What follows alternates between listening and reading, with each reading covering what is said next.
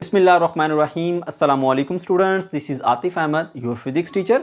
बच्चों, आज की इस वीडियो में हम डिस्कस करने जा रहे हैं इलेक्ट्रिकल रेजिस्टेंस को। तो मैं आपको सबसे पहले बता देता हूं कि आज आप क्या क्या सीखने वाले हैं।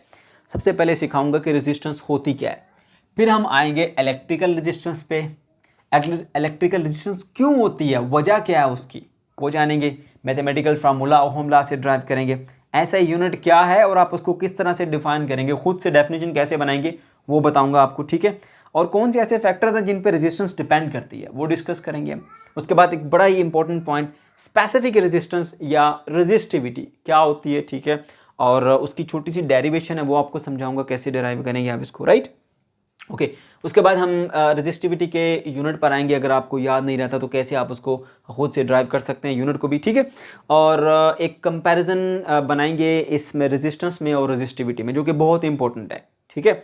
फिर कंडक्टेंस की बात करेंगे और कंडक्टिविटी की बात करेंगे। तो चलिए स्टार्ट करते हैं बच्चों। सबसे पहले हम देख लेते हैं जी रेजिस्टेंस क्या होती है। रेजिस्टेंस का उर्दू में मतलब जानिए क्या होता है। मुज़ाहमत करना, रोकना, ठीक है, अपोज करना, ये मतलब होता है रेजिस्टेंस का। जब हम बात करते हैं इलेक्ट्रिकल रेजिस्टेंस की, तो इलेक्ट्रिकल रेजिस्टेंस का मतलब होता है इलेक्ट्रिक करंट को अपोज करना, इलेक्ट्रिक करंट को रोकना, मुज़ाहमत करना, उसको फ्लो नहीं होने देना। Opposition to the flow of current is called electrical resistance. बात समझ गए, कितना आसान है। यूं डिफाइन करेंगे इसको, electrical resistance is the opposition offered by a substance to the flow of free electron और करंट, ठीक है। कोई भी आपके पास मटेरियल है जिसमें से करंट पास कर रहा है, ठीक है। हर मटेरियल की कुछ ना कुछ रेजिस्टेंस होती है। अब हर एक जो है वो डिफरेंट तरह से बिहेव करता है करंट के साथ, यानी कोई ज़्यादा अपोज करता है, कोई कम अपोज करता है। हर एक का अपना अपना होता है, डिपेंड करता है उस मटेरियल की नेचर के ऊपर। जो मेटल्स होते हैं वो बहुत अच्छे कंडक्टर्स होते हैं, वो बहुत कम जो है वो रेजिस्टेंस ऑफर करते हैं, ठीक है। तो जो कोई कंडक्टर है या जिसमें से करंट पास करके जा रहा है, वो मटेरियल कितना करंट को अपोज करता है, कितना करंट को वो रोकेगा, ठीक है, वो उसकी इलेक्ट्रिकल रेजिस्टेंस कहलाती है, ठीक है। तो ये पॉइंट एक आपका क्लियर हो जाना चाहिए। नंबर 2 पॉइंट ये आता है कि भाई ये होती क्यों है, रेजिस्टेंस क्यों होती है। देखिए आपके सामने ये मैंने एक कनेक्टर बनाया, ये जो आपको रेड कलर के नजर आ रहे हैं ये इसके एटम्स हैं और ये ब्लू कलर के फ्री इलेक्ट्रॉन्स हैं। अगर हम मेटल का एक पीस ले लेते हैं तो फ्री इलेक्ट्रॉन जो है, जब आप एक बैटरी के साथ इसको कनेक्ट करते हैं, फ्री इलेक्ट्रॉन एक एंड से दूसरे एंड की तरफ ट्रैवल करते हुए जाते हैं, ड्रिफ्ट होते हुए जाते हैं और करंट को फ्लो कराते हैं, है ना। तो जब ये जाते हैं ना तो इनका फ्री इलेक्ट्रॉन्स का एटम के साथ कोलिजन होता है, ठीक है। यानी आसानी से ये उधर जा नहीं सकते, इनका टकराव होता है एटम के साथ, इधर से टकराए, फिर इधर से टकराए, इधर से टकराए। तो ये जो रेजिस्टेंस होती है ना, इलेक्ट्रिकल रेजिस्टेंस, वो बेसिकली इस फ्री इलेक्ट्रॉन और इन एटम्स के आपस में कोलिजन की वजह से होती है। इतना सा पॉइंट है बस, ठीक है, कि कोई भी कनेक्टर रेजिस्टेंस क्यों ऑफर करता है, उसके इलेक्ट्रॉन, फ्री इलेक्ट्रॉन और एटम्स के दरमियान जो कोलिजन है, उस कोलिजन की वजह से रेजिस्टेंस ऑफर होती है। It is due to the collision of electrons with the atoms and less availability of path for the free electron. अब अगर पाथ कम है, आसानी से वो फ्लो करके नहीं जा सकता, उससे रेजिस्टेंस बढ़ेगी, ठीक है। नंबर 2 जो है हमारे पास वो क्या है कि इसका कोलिजन। ये 2 पॉइंट्स आपने याद रखने हैं जिनकी वजह से एक कनेक्टर जो है वो रेजिस्टेंस को ऑफर करता है।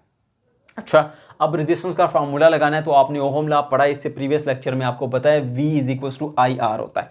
तो R यहाँ पर क्या है, रेजिस्टेंस है, तो R की वैल्यू निकालनी है सिंपली V/I।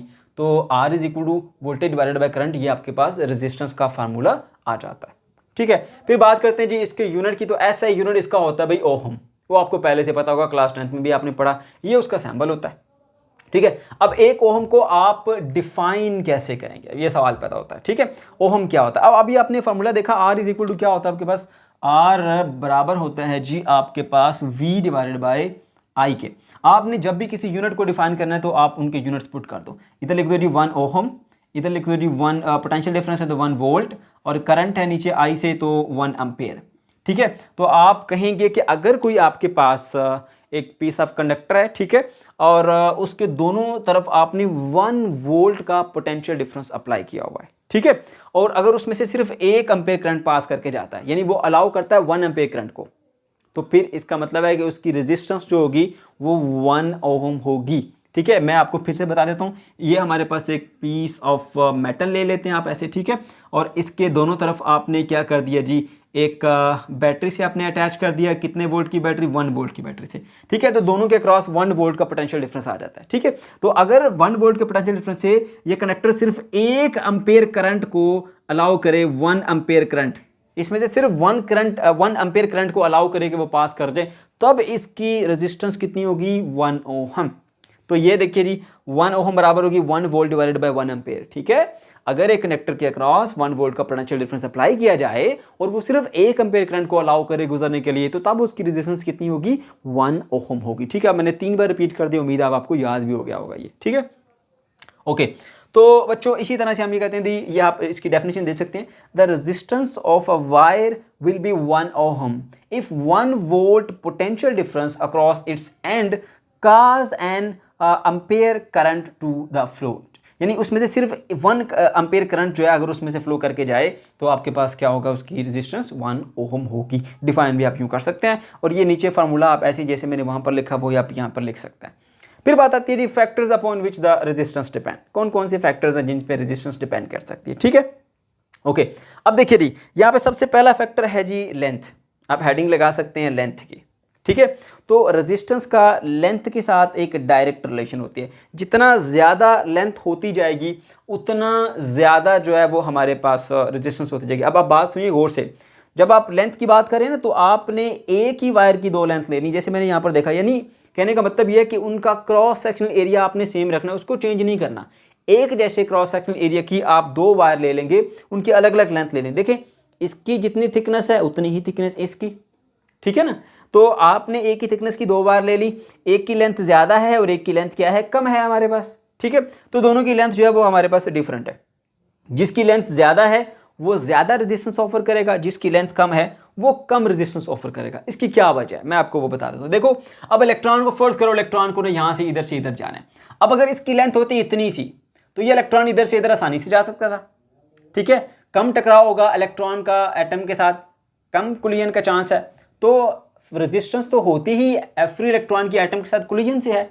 अब अगर छोटा कंडक्टर है, लेंथ थोड़ी है, तो यहाँ से यहाँ तक जो चांस ऑफ कोलिजन है वो कम है। ऐसे आप याद रख सकते हैं। अगर ये एक बड़ा कंडक्टर है तो यहाँ से लेकर यहाँ तक आते हुए बार बार इसकी फ्री इलेक्ट्रॉन की एटम के साथ कोलिजन होगी, जिससे ज़्यादा रेजिस्टेंस ऑफर होगी।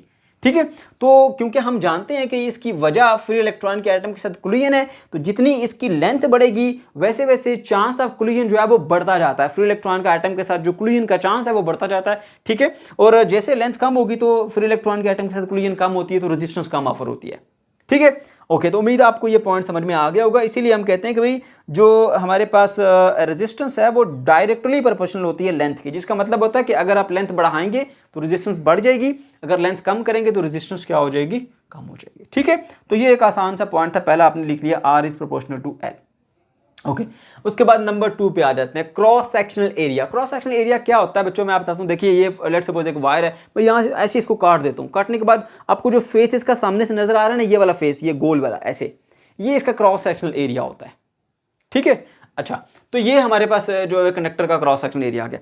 जब हमने कंडक्टर के क्रॉस सेक्शनल एरिया की बात करी ना, फिर आपने लेंथ सेम रखनी है उनकी। जैसे देखो ये और ये दोनों सेम लेंथ के मैंने कंडक्टर लिए हैं, लेकिन क्रॉस सेक्शनल एरिया जो है वो डिफरेंट रखा। क्यों, ऐसा पता है क्यों किया? देखो रेजिस्टेंस कंडक्टर पे उसकी लेंथ पर भी डिपेंड करती है, क्रॉस सेक्शनल एरिया पर भी डिपेंड करती है। तो जब आपने कोई एक फैक्टर को देखना है ना कि इस फैक्टर को चेंज करने से क्या चेंज प्रोड्यूस होता है रेजिस्टेंस में, तो दूसरे को आप सेम रखते हैं। ठीक है, फिर जब दूसरे को आपने स्टडी करना है तो पहले को सेम रखते हैं। ये बहुत जरूरी पॉइंट है। ये देखिए जैसे यहां पर मैंने इसकी लेंथ की वजह से रेजिस्टेंस में इफेक्ट चेक करना है, तो मैंने इनके क्रॉस सेक्शनल एरिया सेम रखे।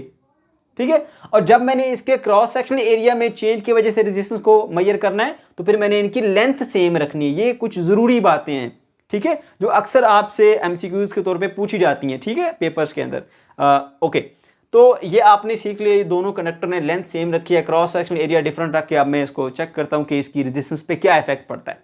ठीक है, अच्छा, तो मैं आपको ये बता दूं, ये वैसे अंडरस्टूड सी बात है। आपने देखा होगा कि ज़्यादा करंट को पास कराने के लिए आपने जो ट्रांसमिशन लाइन आपके घर के बाहर से गुजर रही होंगी, उसकी थिकनेस काफ़ी ज़्यादा होती है। वो बारीक तार नहीं लगाते, वो ज़्यादा क्रॉस सेक्शनल एरिया वाली तार जो है वो यूज़ करते हैं, क्योंकि उसकी जो रेजिस्टेंस होती है वो कम हो जाती है। जो आपकी बारीक तार घरों में इस्तेमाल करते हैं ना हम, ठीक है, वो जो है उसकी रेजिस्टेंस उसके मुकाबले में ज़्यादा होती है। जितना क्रॉस सेक्शनल एरिया कम होगा उतनी रेजिस्टेंस ज़्यादा होगी, और जितना क्रॉस सेक्शन एरिया ज्यादा होगा उतनी रेजिस्टेंस क्या होती है, कम। मतलब ये देखो, ये वाला कम रेजिस्टेंस ऑफर करेगा, ये वाला जो है वो ज्यादा रेजिस्टेंस ऑफर करेगा। इसको 2-3 तरीकों से इसको याद रखा जा सकता है। पहला तो ये कि देखिए, अगर इसका क्रॉस सेक्शन एरिया कम है तो इसके अंदर जो चार्ज कैरियर यानी फ्री इलेक्ट्रॉन उनकी तादाद भी कम होगी, तो पर सेकंड यहां से कम चार्जेस इधर से इधर फ्लो करेंगे, तो मतलब कम करंट होगा। कम करंट का मतलब हाई रेजिस्टेंस लिया जाता है। करंट अगर कम फ्लो करे तो मतलब ये लिया जाता है कि हाई रेजिस्टेंस है, क्योंकि करंट का रेजिस्टेंस के साथ इनवर्स रिलेशन होता है। ठीक है, करंट अगर कम तो रेजिस्टेंस यहां पर हाई है।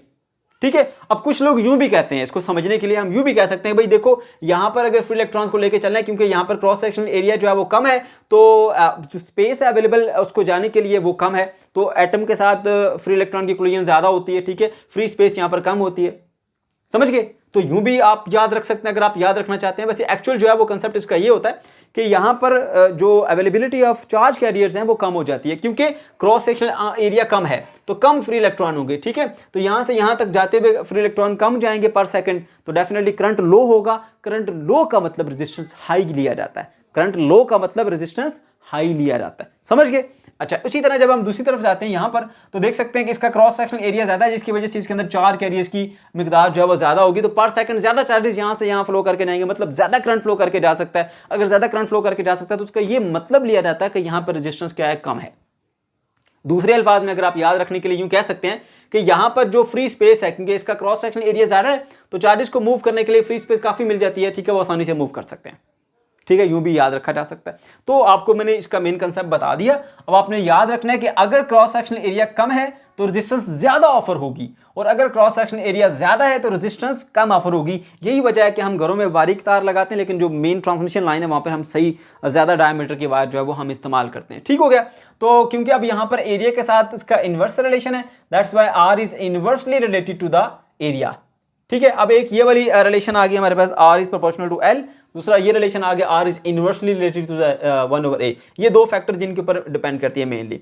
उसके बाद बात करनी थी नेचर ऑफ मटेरियल के ऊपर। देखो, आपने अक्सर सुना होगा, टीवी में ऐड भी आती रहती है, अब पाकिस्तान केबल 99.9% प्योर कॉपर से बनी। ऐसा क्यों कहते हैं वो बार बार कि कॉपर से बनाई हुई हमने वायर, हमारी कॉपर से बनी। आपने अक्सर फैन के देखे होंगे, कहते हैं हमारी जो फैन में वायर हम यूज करते हैं, ठीक है, उसकी वाइंडिंग के लिए, वो भी कॉपर की बनी हुई है। क्योंकि हर मटेरियल की अपनी अपनी प्रॉपर्टीज होती है, कोई ज्यादा रेजिस्टेंस ऑफर करते हैं, कोई कम रेजिस्टेंस ऑफर करते हैं। ऐसा मटेरियल जो कम रेजिस्टेंस ऑफर करेगा वो अच्छे से करंट को फ्लो कराएगा, करंट के लॉसेस कम होंगे।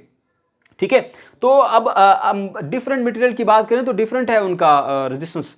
ठीक है, आयरन की कुछ और रेजिस्टेंस है, सिल्वर की कुछ और रेजिस्टेंस है, कॉपर की कुछ और रेजिस्टेंस है, तो हर एक की अपनी अपनी है। ठीक है, तो अब अगर हम देखें आयरन का और कॉपर का कंपैरिजन किया जाए तो आयरन जो है वो ज्यादा रेजिस्टेंस ऑफर करेगा as compare to the copper. Copper की रेजिस्टेंस क्या होती है, कम होती है। मेरी बात समझ गए हो। तो अब वो ये उनकी नेचर है। ठीक है, वो आयरन और तरह की उसकी कंपोजिशन होती है, और जो हमारे पास क्या कहते हैं इसको, कॉपर है, वो और तरह से होता है। तो इन दोनों की नेचर अलग अलग है, मटेरियल अलग अलग है, तो नेचर ऑफ मटेरियल पर भी डिपेंड करता है। ठीक है, उसके बाद फिर हम बात करते हैं जी टेम्परेचर ऑफ कंडक्टर। तो टेम्परेचर पर भी डिपेंड करता है। बात समझ गए हो। अगर टेम्परेचर चेंज होगा तो रेजिस्टेंस चेंज होगी, लेकिन इसको हमने इनको इसके अंदर इन्वॉल्व इसलिए नहीं किया टेम्परेचर को, क्योंकि देखिए कुछ ऐसे रेजिस्टेंस हैं जिनका टेम्परेचर अगर हम बढ़ाते हैं तो रेजिस्टेंस कम हो जाती है, कुछ ऐसे हैं जिनका टेम्परेचर बढ़ाने से रेजिस्टेंस बढ़ जाती है। ठीक है, तो इसलिए हम इसको इसमें इन्वॉल्व नहीं करेंगे, हम इन दो फैक्टर्स को ही डिस्कस करेंगे। वैसे आप ये बस याद रखें कि भाई नेचर ऑफ मटेरियल पर भी डिपेंड करती है और टेम्परेचर पर भी डिपेंड करती है। ठीक है, रेजिस्टेंस अगर कंडक्टर्स की बात करें तो इसका अगर टेम्परेचर बढ़ जाएगा तो रेजिस्टेंस जो है उसकी बढ़ जाती है। ठीक है, और कुछ ऐसे भी जैसे हमारे पास थर्मिस्टर है, वहां पर अगर टेम्परेचर बढ़ता है तो रेजिस्टेंस बजाय रेजिस्टेंस बढ़ने से वो उल्टा कम हो जाती है और करंट ज़्यादा फ्लो करने लग जाता है। ठीक है, तो टेम्परेचर पर भी डिपेंड करती है। ओके, उसके बाद फिर हम बात करते हैं जी स्पेसिफिक रेजिस्टेंस। बच्चों, ये जो आपने अभी कंसेप्ट सीखे ना ये वाले कि रेजिस्टेंस किन किन फैक्टर्स पे डिपेंड करती है, इन्हीं को यूज करते हुए हमने यहाँ पर इसको भी देखना है। तो स्पेसिफिक रेजिस्टेंस क्या होती है, मखसूस किसी भी मटेरियल की मखसूस रेजिस्टेंस। ठीक है, जो उसकी अपनी हो। अब देखो, मैं आपको एक छोटी सी एग्जांपल से समझाता हूँ, उसके बाद फिर मैं इस पे लेके आऊँगा। ये कोई मुश्किल चीज़ नहीं है। देखिए, अब हर एक स्टूडेंट है वो मुख्तलिफ स्कूल्स में, कॉलेज में पढ़ते हैं, सबके टेस्ट वगैरह हो रहे होंगे। किसी के टेस्ट में कोई 20 मार्क्स का टेस्ट ले रहा है, कोई 15 मार्क्स का टेस्ट ले रहा है, कोई 10 मार्क्स का ले रहा है, कोई 5 मार्क्स का ले रहा है। अब हर एक के मुख्तलिफ नंबर होंगे। किसी ने 5 में से 4 लिए होंगे, ठीक है, किसी ने 20 में से 10 लिए होंगे, किसी ने 10 में से 7 दिए होंगे। अब इस तरह हर एक के डिफरेंट डिफरेंट है। अगर मैं ये चेक करना चाहूँ कि इनमें से सब में से इंडिविजुअली किसके मार्क्स हाई है किसके मार्क्स लो है, तो जब तक मैं उसको एक जैसे पैमाने से नहीं परखूंगा मुझे नहीं पता चल सकता किसके मार्क्स ज़्यादा हैं किससे कम है। तो उसके लिए हम क्या करते हैं, हम उनकी परसेंटेज निकालते हैं। परसेंटेज का मतलब है हम ये देखते हैं कि इसके 100 में से कितने हैं, इसके 100 में से कितने परसेंट, यानी 100 में से। ठीक है, तो जब मेरे पास परसेंटेज आएगी सबकी, तो फिर मुझे पता चल जाएगा इसकी 89% है, इसके 90 है, तो 90 वाले के ज़्यादा है, इसके कम है। और उसकी परफॉर्मेंस जो स्पेसिफिक उसकी अपनी परफॉर्मेंस है वो पता चल जाती है। ठीक है, अब जो रेजिस्टेंस है वो डिपेंड करती है, लेंथ पर भी डिपेंड करती है, क्रॉस सेक्शनल एरिया पर भी डिपेंड करती है, मुख्तलिफ सिचुएशन के अंदर मुख्तलिफ होती है। तो अगर हमने ये जानना है कि किसी भी मटेरियल की अपनी स्पेसिफिक उसकी कितनी है रेजिस्टेंस, तो हम उसके लिए क्या करते हैं, सबका 1 मीटर क्यूब हिस्सा ले लेते हैं। कॉपर का भी 1 मीटर क्यूब लिया, दूसरे का भी 1 मीटर क्यूब लिया, तीसरे का भी 1 मीटर क्यूब लिया, यानी या कि इन सबको एक जैसे पैमाने से परखा जाए। कॉपर का भी 1 मीटर क्यूब लिया है ना, सिल्वर का भी 1 मीटर क्यूब ले लो, आयरन का भी 1 मीटर क्यूब ले लो। अब देखो जी ये कितने कितने रेजिस्टेंस ऑफर करते हैं। ठीक है, तो अब वो जो 1 मीटर क्यूब किसी भी मटेरियल का जो रेजिस्टेंस ऑफर करता है ना, वो उसकी अपनी मखसूस रेजिस्टेंस होती है। बात समझ क्यों, क्लियर हुई बात। जैसे मैंने मार्क्स बताए थे हर एक के डिफरेंट सिचुएशंस के अंदर, तो हमने पहले सेम सिचुएशन बनाई, परसेंटेज निकाली, परसेंट कितने हैं इसके कितने परसेंट हैं, 100 में से कितने हैं, इसके 100 में से कितने हैं, इसमें से 100 में से कितने हैं, फिर हमें क्लियर हुआ था। ऐसे ही सबको एक जैसे पैमाने से परखो, सबका 1 मीटर क्यूब लो और फिर देखो कि ये मटेरियल कितनी रेजिस्टेंस ऑफर करता है, ये उसकी मखसूस रेजिस्टेंस, उसकी स्पेसिफिक रेजिस्टेंस होती है।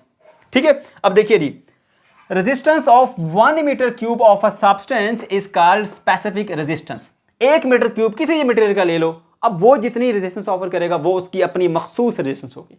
ठीक है, अच्छा इसको हम यूं भी डिफाइन कर सकते हैं, specific resistance of a material is the resistance offered by 1 meter length wire having the 1 meter square cross sectional area. बात एक ही है, 1 मीटर स्क्वायर उसकी लेंथ हो और क्रॉस सेक्शनल एरिया उसका जो है वो 1 मीटर स्क्वायर हो। ठीक है, तो बात एक ही है, मल्टीप्लाई करेंगे तो 1 मीटर क्यूब ही बनता है हमारे पास। तो 1 मीटर क्यूब वॉल्यूम जो है किसी भी मटेरियल का वो कितनी रेजिस्टेंस ऑफर करता है, ये उसकी मखसूस या उसकी स्पेसिफिक रेजिस्टेंस होती है। ठीक है, अच्छा जी, अब इसको फार्मूला ड्राइव करने के लिए हम क्या करेंगे, यही दो कंसेप्ट इस्तेमाल करेंगे। हम जानते हैं रेजिस्टेंस डिपेंड करती है लेंथ के ऊपर, रिलेशन नंबर 1। फिर हम ये जानते हैं कि रेजिस्टेंस डिपेंड करती है जी क्रॉस सेक्शनल एरिया पर, और इसका इन्वर्स रिलेशन होता है रिलेशन नंबर 2। दोनों को कंबाइन करो 1 और 2 को, तो R is proportional to L over A आ जाता है। ठीक है, अच्छा अब जब भी फिजिक्स में प्रोपोर्शनैलिटी का साइन आता है आप क्या करते हो, इक्वल कांस्टेंट से रिप्लेस करते हो, यहां पर आ जाएगा आपके पास इक्वल। ठीक है, और इक्वल के बाद यहां पर कांस्टेंट आ गया ये रो जो है ना, ये एक पी नहीं है, कुछ बच्चे इसको पी समझ लेते हैं। ये इस तरह का एक लेटर जो कि यहां से थोड़ा सा ऐसे टर्न करते हैं, थोड़ा सा यहां से, ये रो है। ठीक है, और ये पी की तरह का होता है, ये यहां पर कांस्टेंट ऑफ प्रोपोर्शनैलिटी है, और इसी को हम क्या बोलते हैं, स्पेसिफिक रेजिस्टेंस, या इसको हम क्या कहते हैं, इसका एक और भी नाम होता है, यहां पर लिखा हुआ है resistivity. Yes, so rho is the constant of proportionality. अब इसकी वैल्यू अगर निकालना चाहते हो तो एरिया डिवाइड हो रहा है, इधर मल्टीप्लाई हो जाएगा, लेंथ मल्टीप्लाई हो रही, नीचे जाकर डिवाइड हो जाएगी। So rho is equal to R A over L. ये आ गई हमारे पास किसी भी मटेरियल की रेजिस्टिविटी या उसकी मखसूस रेजिस्टेंस, जिसे इंग्लिश में स्पेसिफिक रेजिस्टेंस कहा जाता है। ठीक है, ओके, द प्रोपोर्शनैलिटी कांस्टेंट रो, ये जो प्रोपोर्शनैलिटी कांस्टेंट रो है इज कॉल्ड स्पेसिफिक रेजिस्टेंस, उसको हम स्पेसिफिक रेजिस्टेंस कहते हैं। ठीक है, अच्छा जी, अब स्पेसिफिक रेजिस्टेंस जो है ना, मैं आपको बता दूं इसमें और उसमें थोड़ा सा कंपैरिजन करके, कि ये जो एक आम रेजिस्टेंस होती है डिपेंड करती है लेंथ के ऊपर। लेंथ चेंज करोगे, ठीक है, तो रेजिस्टेंस चेंज होगी। ठीक है, बढ़ाओगे तो रेजिस्टेंस बढ़ जाएगी, अगर लेंथ कम करोगे तो रेजिस्टेंस कम हो जाएगी। ये बड़े इंपॉर्टेंट पॉइंट है, गौर से सुनिएगा। दूसरी चीज़ है कि क्रॉस सेक्शनल एरिया चेंज करने से भी रेजिस्टेंस चेंज होती है, यानी आप क्रॉस सेक्शनल एरिया को बढ़ाते हो रेजिस्टेंस कम हो जाएगी, क्रॉस सेक्शनल एरिया को कम करते हो रेजिस्टेंस बढ़ जाती है। ठीक है, ये रेजिस्टेंस इन दो फैक्टर्स पे डिपेंड करती है। क्या रेजिस्टिविटी भी इस पे डिपेंड करती है? रेजिस्टिविटी लेंथ या क्रॉस सेक्शनल एरिया पर डिपेंड नहीं करती। क्यों, पता है क्यों? देखो, रेजिस्टिविटी कहते हैं 1 मीटर क्यूब वॉल्यूम फिक्स है किसी भी मटेरियल का। ठीक है, अब उसके अंदर जो है वो आपने उसकी देखनी है वो कितनी रेजिस्टेंस ऑफर करता है। तो उसमें आपके पास, मैं मान लेता हूँ मेरे पास ये एक आ गया जी, ये एक मेरे पास मीटर क्यूब है, 1 मीटर क्यूब एक किसी भी मटेरियल का आ गया। अगर मैं इसका क्रॉस सेक्शनल एरिया कम करता हूँ इसी को मोल्ड करके, तो फिर ज़ाहिर बात है मुझे इसकी लेंथ ज़्यादा मिल जाएगी। तो अगर मैं क्रॉस सेक्शनल एरिया कम करता हूँ तो लेंथ बढ़ जाती है, और अगर मैं लेंथ को कम करता हूँ तो क्रॉस सेक्शनल एरिया बढ़ जाएगा इसका, ऐसे ऐसे हो जाएगा। तो वॉल्यूम तो वही रहेगा, इसका सेम रहेगा। अगर मैं लेंथ बढ़ाता हूँ तो क्रॉस सेक्शन एरिया बढ़ जाए, जो है वो हमारे पास लेंथ बढ़ाता हूँ तो क्रॉस सेक्शन एरिया जो है वो कम हो जाएगा, और अगर क्रॉस सेक्शन एरिया बढ़ाता हूँ तो लेंथ कम हो जाएगी। तो एक का बढ़ाऊंगा दूसरा कम हो जाएगा, दूसरे को बढ़ाऊंगा पहला कम हो जाएगा। तो कोई फर्क नहीं पड़ेगा, ना लेंथ बढ़ाने से फर्क पड़ेगा ना क्रॉस सेक्शन एरिया बढ़ाने से फर्क पड़ेगा। रेजिस्टिविटी अगर डिपेंड करती है तो वो डिपेंड करती है मटेरियल की नेचर पर, ठीक है। वो कौन सा मटेरियल है, कॉपर है, वो सिल्वर है, वो आयरन है, वो कौन सा मटेरियल है, उस मटेरियल की नेचर पर डिपेंड करती है रेजिस्टिविटी की वैल्यू। एंड नंबर 2 डिपेंड करती है ये टेम्परेचर के ऊपर। मेरी बात को समझ गए, टेम्परेचर पर भी ये डिपेंड करती है। तो ये एक बेसिक सा डिफरेंस था, ठीक है। जबकि आर्म रेजिस्टेंस लेंथ पर भी डिपेंड करती है और क्रॉस सेक्शन एरिया पर भी डिपेंड करती है। लेकिन जो रेजिस्टिविटी है, क्योंकि वो सिर्फ 1 मीटर क्यूब एक फिक्स वॉल्यूम लिया वो उसकी है, तो उसको फिक्स वॉल्यूम का आप लेंथ बढ़ाओगे तो एरिया कम हो जाएगा, एरिया बढ़ाओगे तो वॉल्यूम कम हो जाता है, ठीक है। तो ऐसा करने से उस पर कोई इफेक्ट नहीं पड़ता। ना क्रॉस सेक्शन एरिया बढ़ाने से रेजिस्टिविटी कम ज्यादा होती है, ना लेंथ बढ़ाने से रेजिस्टिविटी कम या ज्यादा होती है, ठीक है, वो सेम रहती है, ठीक है। क्योंकि आपने लेना तो 1 मीटर क्यूब ही है, तो 1 मीटर क्यूब की शेप चेंज करते रहो, जैसी मर्जी शेप में ले आओ, वो उतनी ही रेजिस्टेंस को ऑफर करेगा। ओके, डिपेंड करेगा तो सिर्फ टेम्परेचर के ऊपर। टेम्परेचर के साथ एक और फैक्टर आ जाता है, वो मैंने आपको बता दिया, नेचर ऑफ द मटेरियल, ठीक है बच्चों। अच्छा, अब हम इसके यूनिट पर आ जाते हैं। अगर आपको यूनिट निकालना मुश्किल लगता है तो यही फार्मूला ये लिखिए, ये वाला, यहाँ पर इसमें यूनिट पुट कीजिए। यूनिट ऑफ रेजिस्टिविटी फिर क्या होगा, ये रेजिस्टेंस है ओहम आएगा, ये एरिया है मीटर स्क्वायर, नीचे लेंथ है तो मीटर, ये मीटर इस मीटर स्क्वायर से कट जाएगा। So unit of resistivity is equal to ohm meter, ohm meter is the unit, ठीक है। अब एक दो पॉइंट्स है वो भी बुक में लिखे हैं, मैंने यहाँ पर नोट कर दिए ताकि अगर कभी ऑब्जेक्टिव में पूछा जाए तो आपको पता होना चाहिए। Material have the very low resistivity, metal जो होती हैं उनकी रेजिस्टिविटी बहुत कम होती है, यानी उनकी मखसूस रेजिस्टेंस जो है वो बहुत कम होती है, बहुत अच्छी कंडक्टर होती है, फ्री इलेक्ट्रॉन बहुत ज़्यादा होते हैं, ये वजह उसकी। और जो हमारे पास इंसुलेटर्स होते हैं उनकी रेजिस्टिविटी बहुत हाई होती है, ऑब्जेक्टिव में ये पॉइंट पूछे जाते हैं। तीसरा, जो हमारे पास सेमीकंडक्टर्स होते हैं उनकी जो रेजिस्टिविटी है वो इंटरमीडिएट, यानी बहुत हाई भी नहीं होती, बहुत लो भी नहीं होती, इन बिटवीन होती है इन दोनों के, ठीक है बच्चों। तो ये 3 पॉइंट्स ऑब्जेक्टिव में आपसे पूछे जा सकते हैं, तो मैंने यहाँ पर आपको बता दिए। फिर हम बात करते हैं जी कंडक्टेंस के ऊपर, कि कंडक्टेंस क्या होती है। अभी अभी पढ़ा हमने रेजिस्टेंस, रेजिस्टेंस का मतलब होता है ऑपोजिशन, रोकना, ठीक है। कंडक्टेंस का मतलब है उसका ऑपोजिट, रेजिस्टेंस का ऑपोजिट कंडक्टेंस, अलाउ करना, कितना करंट को अलाउ करता है कोई मटेरियल, वो उसकी कंडक्टेंस होती है। कोई मटेरियल कितना करंट को रोकता है वो उसकी रेजिस्टेंस है, कितना वो करंट को अलाउ करता है कि वो पास करे वो उसकी कंडक्टेंस होती है।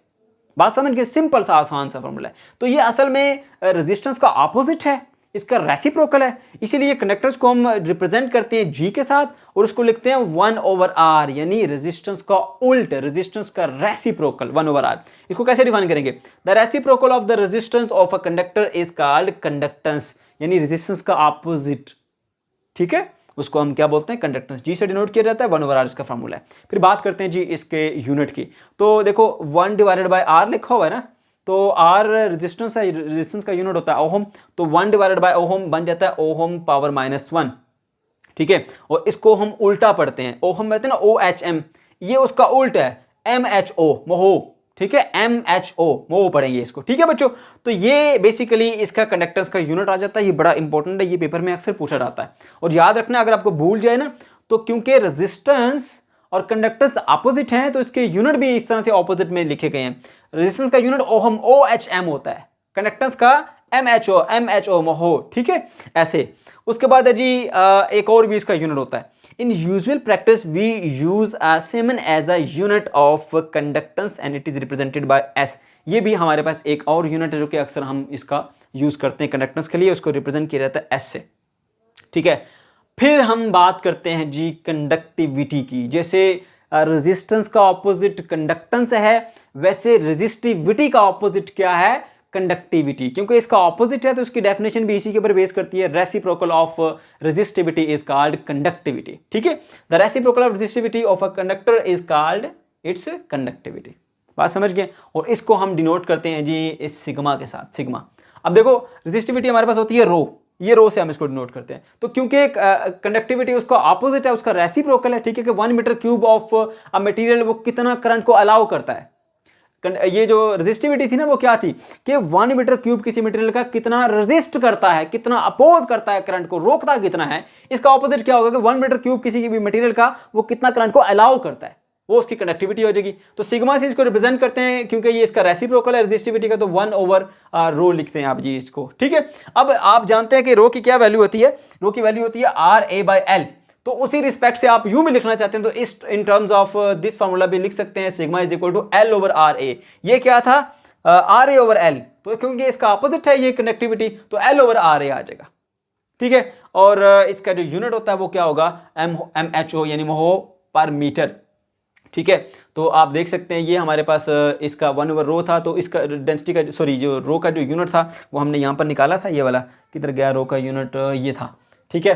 तो इसको आपने जो है वो निकालना है। अब ये इसकी ओहम की पावर -1 होगी तो इसको हम पढ़ते हैं महो पढ़ते हैं, और ये मीटर की पावर -1 तो उसी तरह से साथ में आ गई, ठीक है। इसलिए MHO पर मीटर हमारे पास इसका यूनिट आ जाता है, ठीक है बच्चों। और इसको जो है वो हम एक और भी यूनिट इसका इस्तेमाल करते हैं, इट्स यूनिट इज़ MHO पर मीटर, और आप इसको पढ़ते हैं 7 पर मीटर, ठीक है। तो उसको हम S से डिनोट करते हैं, तो S M⁻⁻1। ये भी हमारा जो है वो टॉपिक कंप्लीट हो गया बच्चों। ये था हमारा आज का लेक्चर। अगर आपको कोई कन्फ्यूजन है या किसी किस्म का कोई प्रॉब्लम है तो कमेंट सेक्शन के अंदर आप ज़रूर बताइए। वीडियो अगर पसंद आई है तो इसको लाइक कीजिएगा, चैनल को सब्सक्राइब कीजिएगा, दोस्तों के साथ शेयर कीजिएगा। अल्लाह हाफिज़।